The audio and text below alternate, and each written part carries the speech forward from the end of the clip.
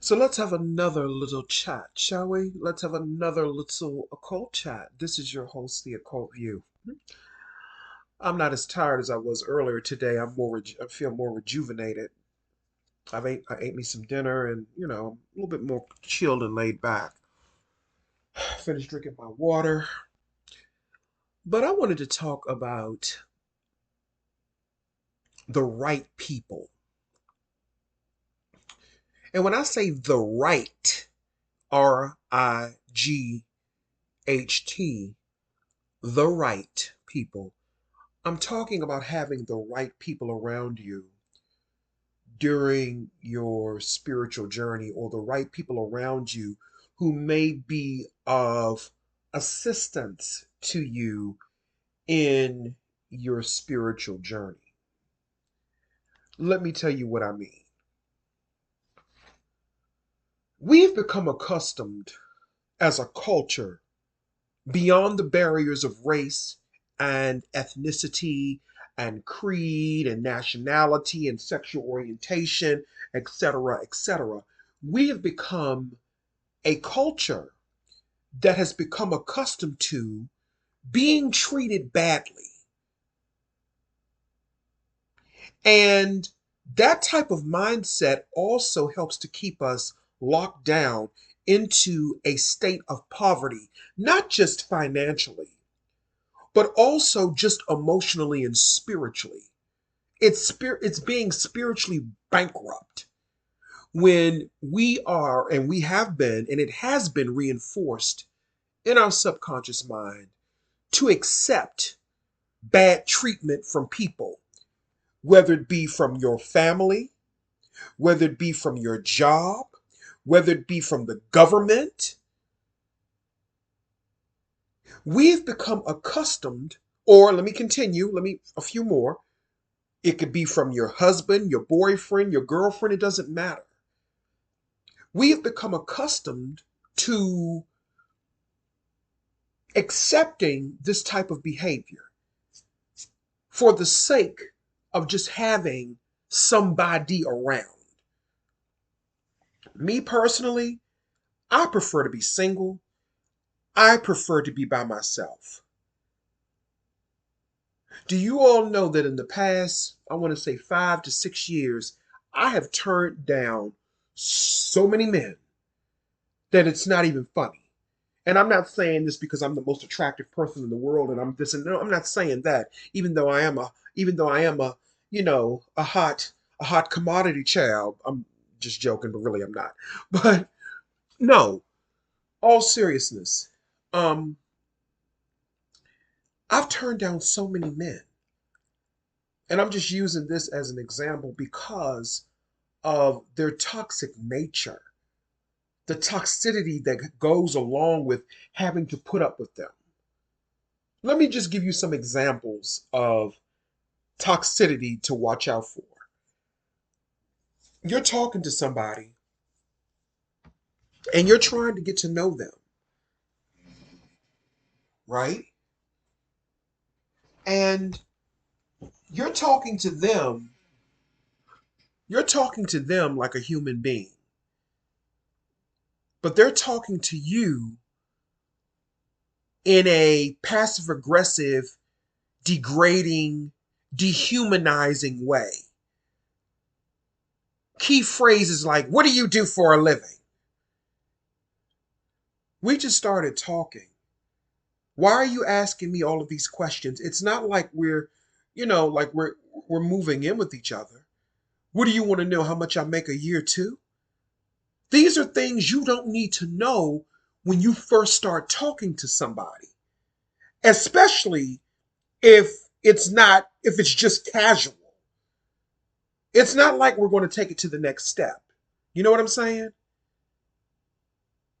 Just offensive, nasty questions, you know? Or here's another one. "You ain't got no diseases, do you?" Now I understand that question has to be asked. I get that. But we haven't even established if we're even going to meet. So even if I tell you, no, I don't have any diseases, I could be lying.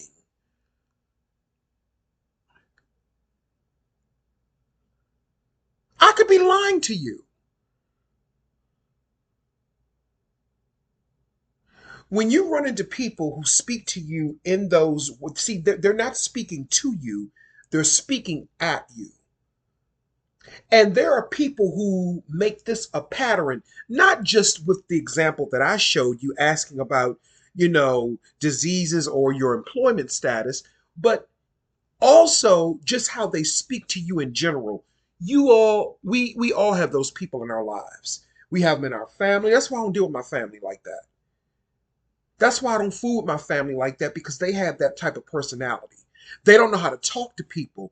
But because we have been emotionally blackmailed, which is a form of spell work, and emotionally manipulated, and that's a form of spell work as well, especially in the black community, but in mainly all communities, we have been conditioned to accept this. And then we wonder why, when we go out into the world, we have no coping skills. We have no skills to defend ourselves against predatory types of people, because the predatory types of people that we have grown accustomed to in our families and in our communities, they did not equip us with the tools that we needed to defend ourselves against these types of predators. So we just accept it. How do you expect? How do you expect? I'm sorry, I was sniffing. I thought I smelled somebody smoking weed outside or something. I hate that smell. But how do you expect younger people, male and female, how would they, just as an example, how do people expect them to know how to interact with each other if no one ever really taught them how to do that? And it's no wonder we have a generation of young men and young women that don't really know how to have healthy, boundary included relationships with one another. It's no wonder.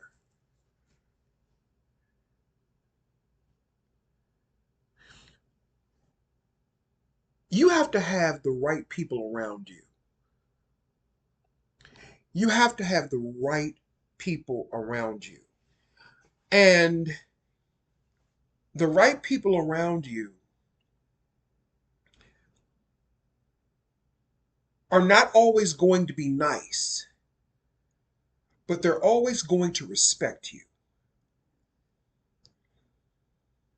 You understand what I'm saying? They're always going to make sure, because I don't consider myself a nice person. I consider myself a respectful, good person to those that I resonate with. But if I don't fuck with you, you may have another story about me, and that's okay. Because chances are I got a million about you too. But you have to have the right people around you. And sometimes it may not look nice and it may not be nice, but it's respectful, encouraging. I didn't get a lot of that when I was coming up. I didn't get a lot of that. I would have to find that far and few in between. Most people's relationship with me coming up was passive aggressive.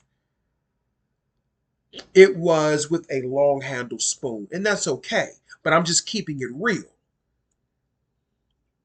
But then when I grew up and I began to speak up for myself, that's when the problem came in. Oh, he's this, he's that, he's this, he's that. You don't need you don't need those types of people around you. You need people around you that are going to tell you the truth, but they're going to also encourage you. It's not about being soft and being a yes person, but if a person really likes you, you can always tell when a person is there in your life to lift you higher. You know how?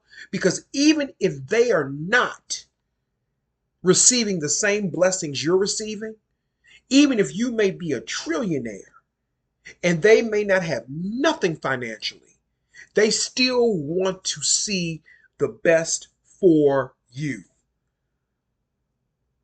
That is how you know when someone is really in your corner. You feel what I'm saying? I have a play little brother that I talk to all the time. He's much younger than me. I believe he's in his mid to early 20s. And I call him my play little brother because that's what he is. He's my little brother. I think of him as a little brother. And I tell him about issues I have. He tells me about issues he has. But one thing that I always do is I always try to remember to uplift him, to encourage him, to send him blessings, not curses. I always reinforce in his subconscious that he's creative, he can do anything he wants to do, he is powerful, he is successful. I instill those things in him. I do. Because I'm an older person, or you can say an elder compared to him. So that is what, and I don't mean elder as if I'm above him, because he can very well be an elder sometimes and check me on some things too. That's what I mean when I say you need the right people around you, because I don't care where he is in life and I don't care where I'm at. He can be at the top and I can be all the way down here. I'm going to still be all the way down here yelling up, encouraging him. But see, when I was coming up, unfortunately, the adults around me, because they were not equipped on how to be loving, encouraging, and be empowering, they were used to walking in weakness, abuse, trauma, and misery, morbid misery. So when you have those combinations in play, there is no way you can encourage somebody else genuinely. They may give you the little short every now and then. Oh, good job. That's a good thing. I want to see you win. But in the back of their mind and their subconscious, you can really feel that they really don't want to see you win. They want to see you fail. And a lot of this is family stuff. A lot of this is your family. We sit up and we think people throwing curses and spells at us. We're thinking it's outside. A lot of that shit is coming from right in your family, because my family did it to me. A lot of that shit comes right from your family, because most of them are antichrist and they have the beast. They have the mark of the beast. Not in biblical terms. That only means that they've given up their spirit to something lower than themselves. And they're antichrist. Again, not in Christian or biblical terms. I'm talking in real spiritual terms. So those are not the type of people that you need to have around you. And when you make moves, you can't let them know, because they'll go back and report to the beast. And I'm being layman when I say that. But like I said, it doesn't matter where my play little brother is in life or where I'm at. If I'm up here, I'm going to try to find a way to either get him up here, or I'm going to show him how to get up here. That's just the type that's just how I operate. That's if I fuck with you. We have a right, we have a divine right to say this. I don't fuck with that person. I don't like them. I'm going to leave them where they're at. I don't want to help them. I don't want anything to do with them. We have a divine right to say that. We have a divine right to say that. But we've been conditioned in this matrix of you got to love everybody and you have to accept any and everything. And that's just not right.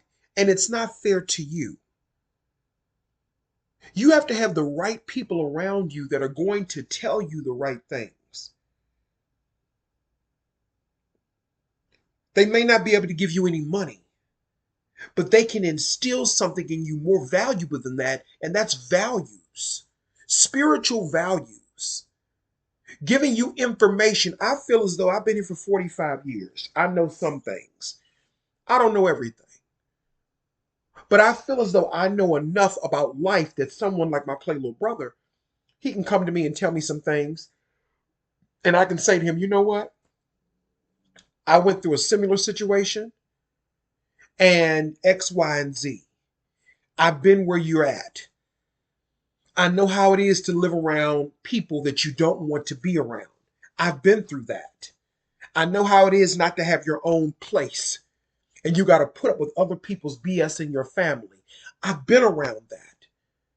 I've dealt with that. I know how it is to deal with toxic family members who think they have more simply because they own a house or a piece of property or two, but their mindset is that of a spiritual poverty mindset, no matter what they have in the bank. Because what they have in the bank is the only thing they put emphasis on. But when that even does not satisfy them anymore, and when they start needing something else to give them fulfillment, that is when they're going to realize, uh-oh, maybe I should have invested more in me.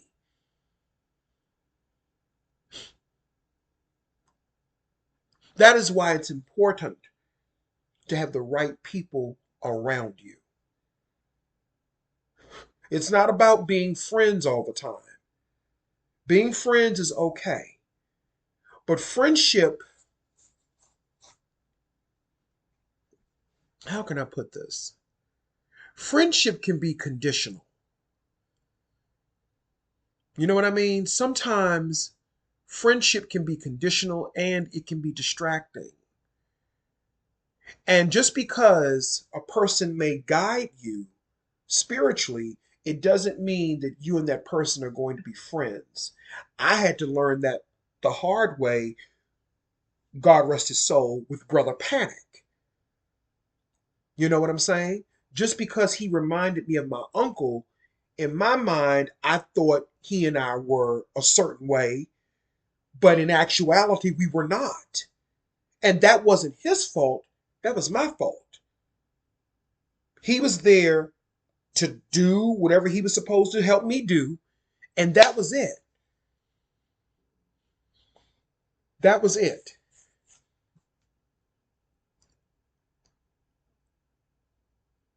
So, friendship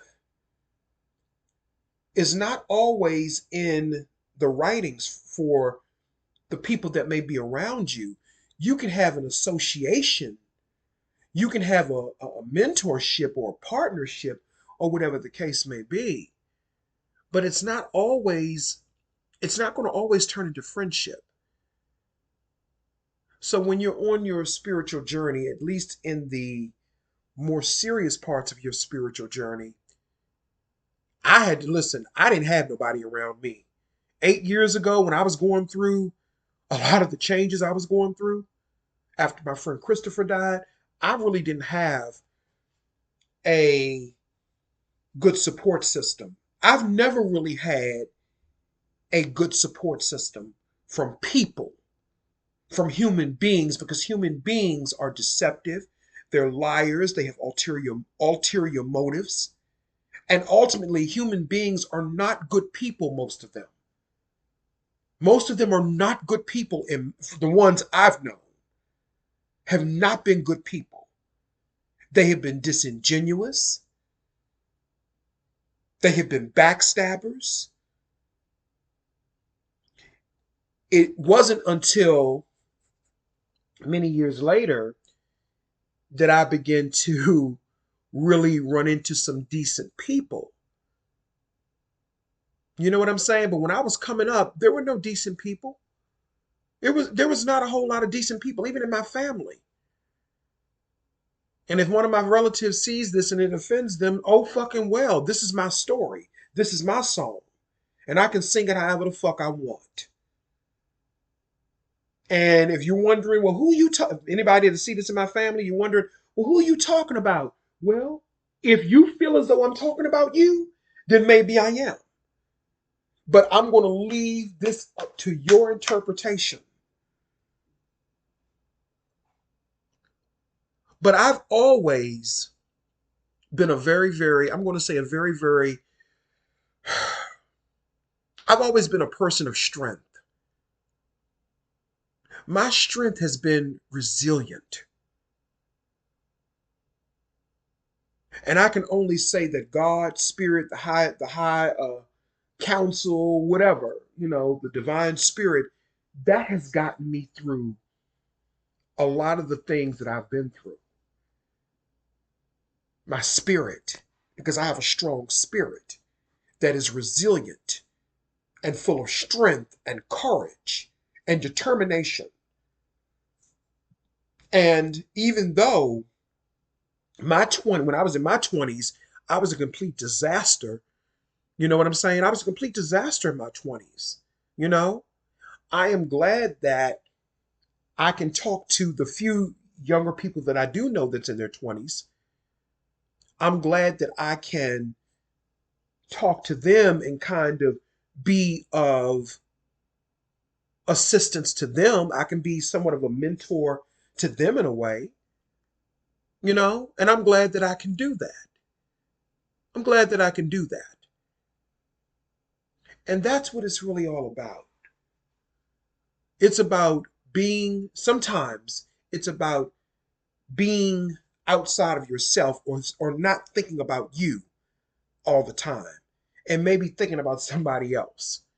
You know what I'm saying? Because I could have easily been a bitter person and somebody come to me in their 20s and be bitter and angry like a lot of these older men are towards younger men, but I'm just not that type of person. Because we all get old and we all eventually perish. That's life. That's the beauty of life. But we don't see it as beauty. We see it as something bad. But I don't see that as bad. Maybe the part about getting sick and stuff like that, but that's the beauty of life. And then your spirit goes on into another higher existence, or you come back as a human being again. What's the big deal? We've done this a million times before. When you get to the end of life's door, there's another one, you know? But when you're going through a spiritual journey, it's important to have the right people around you. And the right people around you are not going to make you second guess yourself.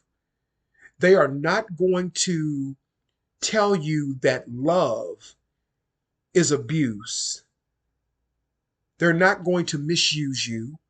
They're not going to gaslight you. Like, for example, I was talking to a relative a couple of weeks ago. She and I were talking, a cousin. And she's younger than me, but sometimes she don't know what to say out her mouth. And we were having a conversation, and she kept insisting that I didn't understand where she was coming from.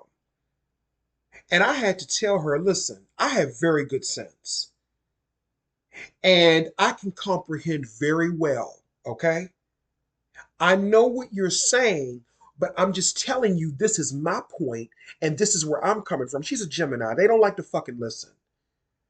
Pisces and Geminis really should go hand in hand because both of those motherfuckers don't fucking listen. They think they know everything, but when they get to where they get to, they look back and say, you mean I could have went that way to get to this point? And it would have only took me 5 minutes versus 500 years? Yeah, dummy. That's what I tried to tell you. But you didn't listen because you think you know every fucking thing. That's why Pisces and Geminis, I can't with them. I really can't with them. Christopher was the only Gemini that I could tolerate, and that's because he had a different type of aura with him. But we were talking, and she kept trying to gaslight me in the middle of the conversation. I knew what she was trying to do. I knew what she was trying to do. That's why I didn't get, because I already knew, because that's her personality. That's who she is.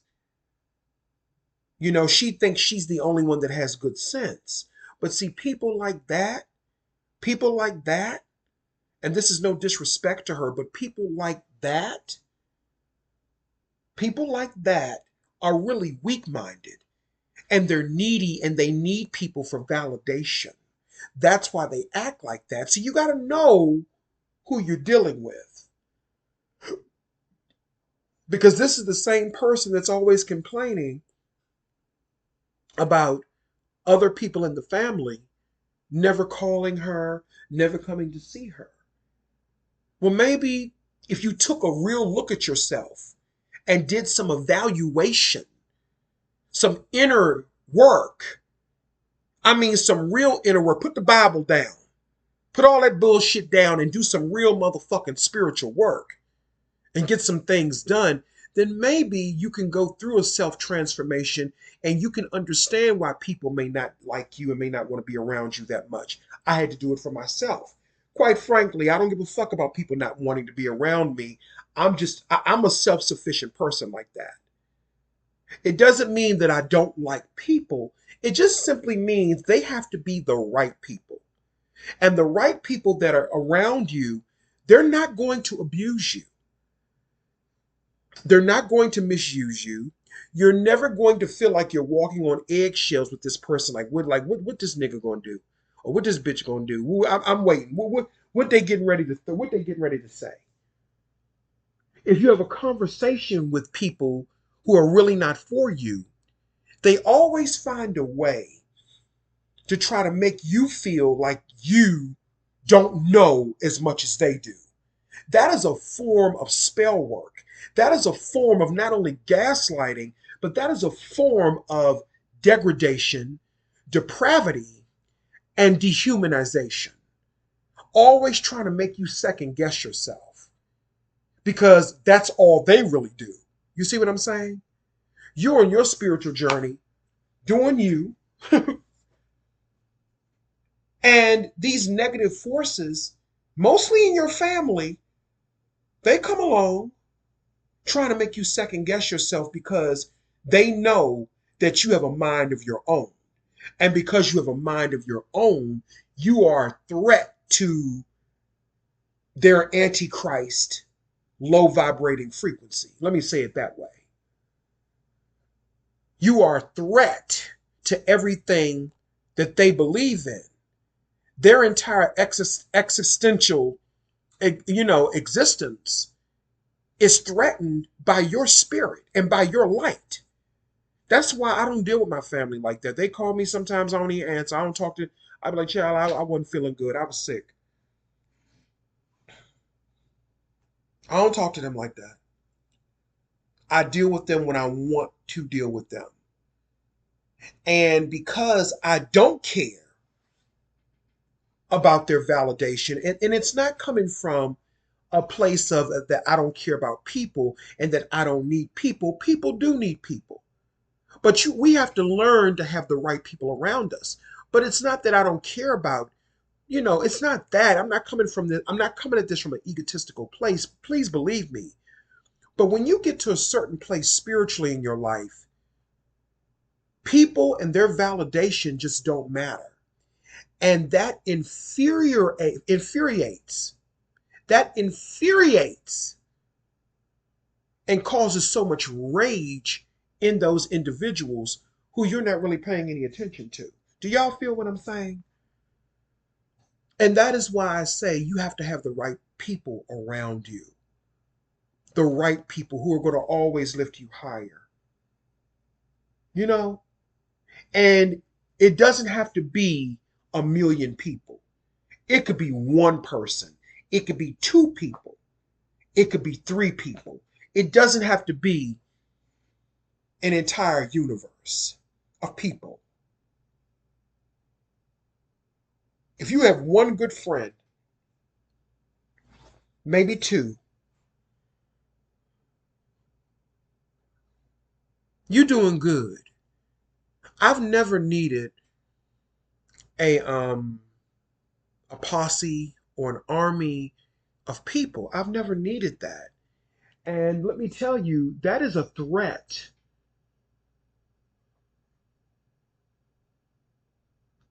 That is a threat to people and their existential beliefs and existences. When you are comfortable being alone, when you are comfortable being alone, and when you are at peace with being with just you, that bothers people. My friend that lives with me, he has to have a whole bunch of friends. He has to have a whole bunch of friends around him. All these niggas and all that shit. But I guarantee you, if anything were to happen to him, how many of them gonna show up? See, that's what I'm talking about. That's what I'm talking about. You gotta have the right people around you. Number one, if they're always making you second guess yourself, if they're masking love with abuse, if they are abusive people trying to convince you that their abuse is love, and sometimes abuse can be passive aggressive. So they can keep you in up under their tenure, or up under their frequency rather. This has distracted me. Let me take this off. So you got to have the right people around you. It's important to have the right people around you, and it may not turn to friendship, but at least you have people around you that are rooting for you, or that are at least trying to lift you higher. I don't believe in tearing people down unless they're trying to tear me down. I don't build up people who ain't trying to build me. You know what I'm saying? So just remember, in closing, make sure you have the right people around you. The right people. That was the main, um, just the main topic of this video. Having the right people around you, especially when you're in a pivotal part of your spiritual journey. Or you don't have to have anybody around you. But people do need people. So anyway, that's all I have to say. I just felt like I wanted to come back through and just say that. All right. Bye.